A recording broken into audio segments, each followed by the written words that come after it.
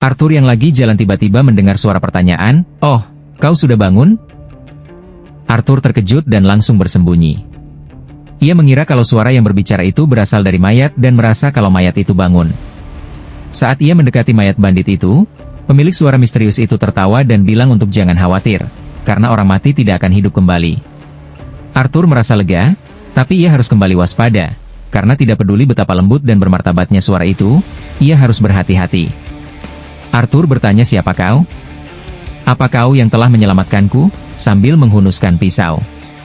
Suara tersebut mengiyakan kalau dia yang telah menyelamatkan Arthur, tetapi tidak bisa memberitahu siapa dia selain Arthur yang harus datang sendiri ke tempat pemilik suara itu. Arthur merasa kalau pemilik suara itu cukup yakin kalau Arthur akan datang kepadanya. Kenapa ia bisa cukup yakin? Karena pemilik suara itu adalah satu-satunya orang yang bisa mengantarkan Arthur pulang dari tempat itu.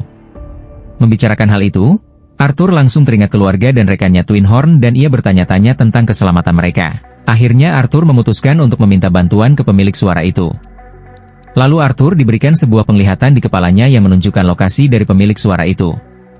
Setelah memberitahu Arthur, pemilik suara itu menyarankan untuk berangkat segera ke tempatnya sebelum hari mulai gelap.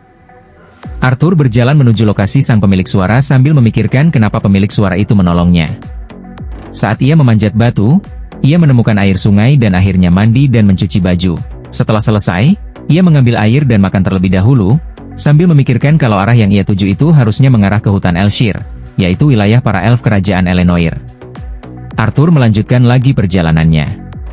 Singkat cerita, ia pun sampai di lokasi tempat pemilik suara itu.